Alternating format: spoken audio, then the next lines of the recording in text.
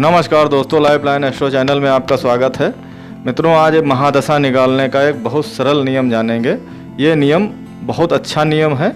इसके द्वारा आप ये जान सकते हैं कि आने वाला समय, जो महादशा आपकी चलने जा रही है, वो आने वाला समय आपका कैसे गुजरेगा, ये किस प्रकार का गुजरेगा। इससे आप इस नियम के अनुसार आप 100% तो नहीं लेकिन 50% आप जान सकते हैं। और उसके अलावा आप फिर ये देख सकते हैं कि हमारा जो ग्रह है जिसकी महादशा चलने वाली है, किस भाव में बैठा है, वो उच्च का है, शुभ क्षेत्रीय है। इस हिसाब से आप 100% उसको जान सकते हैं और आने वाला समय आपकी आर्थिक स्थिति कैसी जाएगी, ये बहुत अच्छी तरीके से जान सकते हैं। तो सबसे पहले बात करेंगे कि महादशा हमारे जीवन पर क्या प्रभाव डालती है। जैसा कि दोस्तों आपको पता होगा कि व्यक्ति जब जन्म लेता है तो चंद्रमा के नक्षत्र के अनुसार हमारी कुंडली में महादशा की शुरुआत हो जाती है। महादशा कोई भी हो, उसका प्रभाव सबसे ज़्यादा रहता है। अब ये ग्रह के हिसाब से, जो भी ग्रह है उसके हिसाब से देखा जाता है कि वो किस भाव में बैठा है, उच्च का है या नीच का है, उसकी डिग्री क्या है, इस पे बहुत कुछ डिपेंड करता है। लग्न कुंडली में बैठे ग्रह जो होते हैं वो चाहे अच्छे हों या बुरे, हमेशा अपना प्रभाव देते हैं। वो अपनी जब महादशाएं चलती हैं तो उसमें वो अपना प्रभाव देते रहते हैं।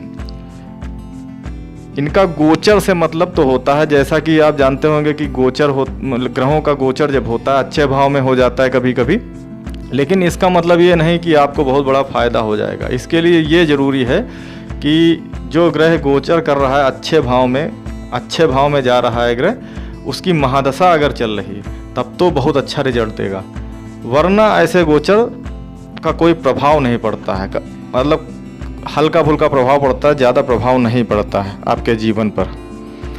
तो मित्रों, आपको आज इसके बारे में जानकारी देंगे कि आने वाला समय आपका कैसा जाएगा। इसको जानने का एक सरल नियम है। तो आइए जानते हैं महादशा निकालने का बहुत आसान तरीका। अगर आप निकालना चाहते हैं तो अपनी कुंडली खोल लें, सामने रख लें, बिल्कुल लग्न कुंडली जो है आपकी उसको सामने रख लें। अब फिर आइए देखते हैं इसको निकालने का बहुत आसान तरीका कैसा है। तो सबसे पहले लग्न कुंडली जो है आपकी, उसमें जो लग्न है, लग्न जानते होंगे आप, कुंडली की लग्न जो होती है पहला खाना, उस खाने का पहला, उसमें जो भी अंक लिखा हुआ है उसको आप लिख लें।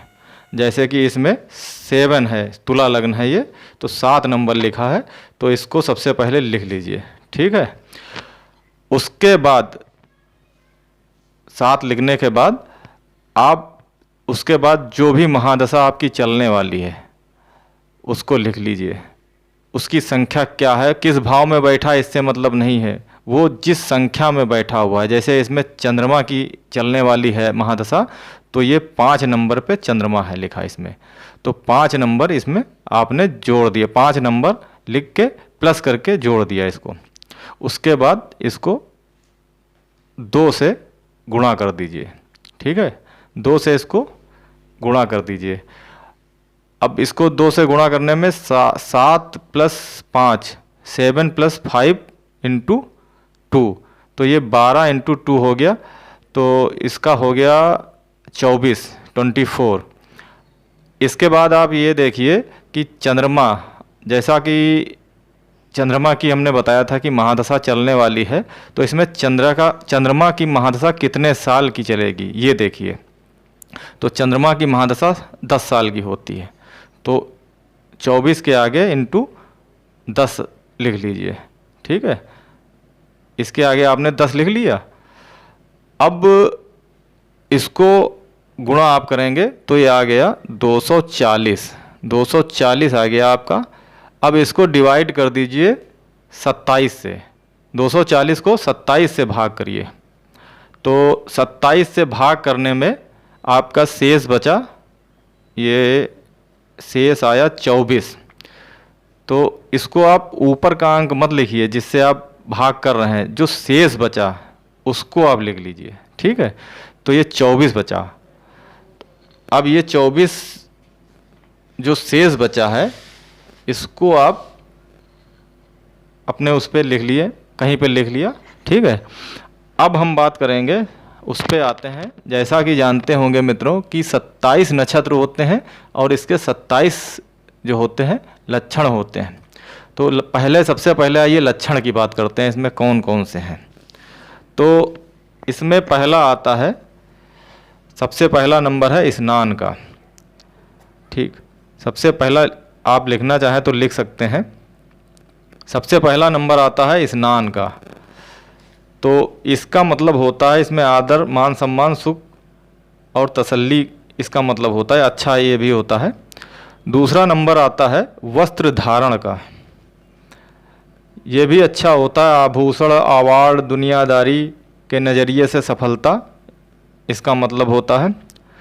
तीसरा नंबर होता है मोद, मोद नंबर है तीसरे का, ये विदेश या दूर स्थान से लाभ कराता है, अच्छा लाभ कराता है ये भी। चौथा नंबर है पूजा आरंभ, इसके अनुसार संपत्ति, वाहन, सुख, जीवन स्तर में वृद्धि ये कराता है। पांचवा नंबर है प्रार्थना, इसका मतलब होता है सरकारी विभागों से कष्ट, मान प्रतिष्ठा में कमी, ये अच्छा नहीं माना जाता है, पांचवा। उसके बाद आता है पूजा। पूजा जो होता है इसमें मान सम्मान, अधिकार प्राप्ति, अच्छा ये भी है। इसके बाद ये आता है यज्ञ आरंभ, यज्ञ आरंभ, इसमें थोड़ा परेशानी का होता है, पित्त से परेशानी, रोग पीड़ा, ये अच्छा नहीं माना जाता है। आठवां नंबर है प्रभु ध्यान, इसमें शत्रुओं पर विजय, अचल संपत्ति में वृद्धि, ये भी ठीक ठाक है। फिर आता है नवां नंबर उपवेश, इसका मतलब है उदारता, सबसे मीठा व्यवहार, वाहन से सुख। फिर ये 10वां नंबर आता है प्रदक्षिणा, इसमें पेट में विकार, पाचन तंत्र की कमजोरी। फिर 11वां नंबर आता है भावना, सफलता, बहुत से सुख।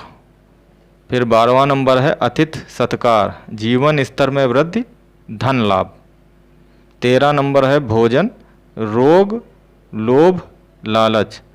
14 नंबर है जल सेवा, इसका मतलब होता है भोजन में बाधा, जिल्लत का खाना, ये अच्छा नहीं माना जाता है ये भी। 15वां नंबर है क्रोध, क्रोध का मतलब आकारण, अपयश, ये भी अच्छा नहीं है। 16वां नंबर है तंबूलासन, धन में वृद्धि, हाथ में लिए गए काम जो है उसमें सफलता। 17वां नंबर है वसति, इसका मतलब है भवन निर्माण, मन में तसल्ली और सुख है, अच्छा है ये भी। 18वां नंबर है मुकुट प्राप्ति, इसका मतलब होता है देवराज इंद्र के समान, समाज में सबसे ऊंचा स्थान, पद प्रतिष्ठा। 19वां नंबर है मंत्र, तो इसका है मतलब आलस, सावधानी, असावधानी, झूठा आरोप, ये भी अच्छा नहीं माना जाता है। 20वां नंबर है विलंब, आलस्य में अधिकता, काम में असावधानी, गलती हो जाना। 21वां नंबर है निद्रा, क्रोध, लोभ, परिजन परिवारजन से विवाद। 22वां नंबर है मद्यपान, नशे के कारण परेशानी, सम्मानित लोगों से नाराजगी। 23वां नंबर है मिष्टान भोजन, इसका मतलब है जीवन साथी के साथ अच्छा तालमेल, सुख। 24वां नंबर है धनागमन, धनागम, व्यापार में लाभ, धन की प्राप्ति। 25वां नंबर है किरीट त्याग, किरीट त्याग, अपने लोगों के द्वारा उपेक्षा, मानसिक परेशानी। 26वां नंबर है शयन, दीर्घकालीन रोग, सत्ता अधिकार की प्राप्ति।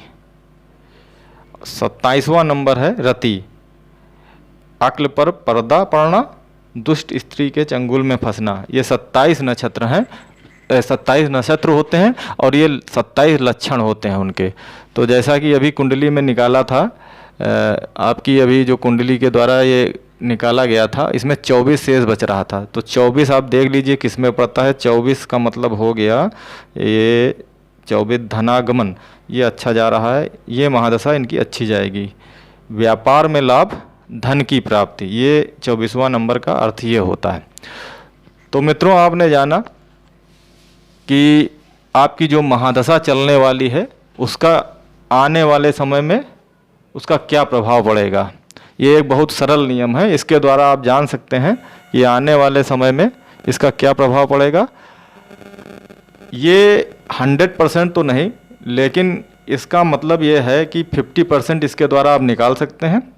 इसके अलावा आप और भी चीज़ें जो होती हैं उसको देखिए, पूरा इसका फलित कर लीजिए। तो अगर और ग्रह के हिसाब से आप अच्छा देख रहे हैं उस ग्रह की महादशा को, और इसके द्वारा भी निकाल रहे हैं अच्छा देख रहे हैं, तो ये मान के चलिए कि 100% ये महादशा आपकी बहुत अच्छी जाएगी। ये मान के चलिए बहुत ही अच्छा नियम है, बहुत ही अचूक नियम है। तो मित्रों, आपने जाना एक महादशा निकालने का एक सरल उपाय, नियम। अगली बार फिर मिलेंगे, एक नए सब्जेक्ट पे चर्चा करेंगे। तब तक के लिए नमस्कार, धन्यवाद मित्रों।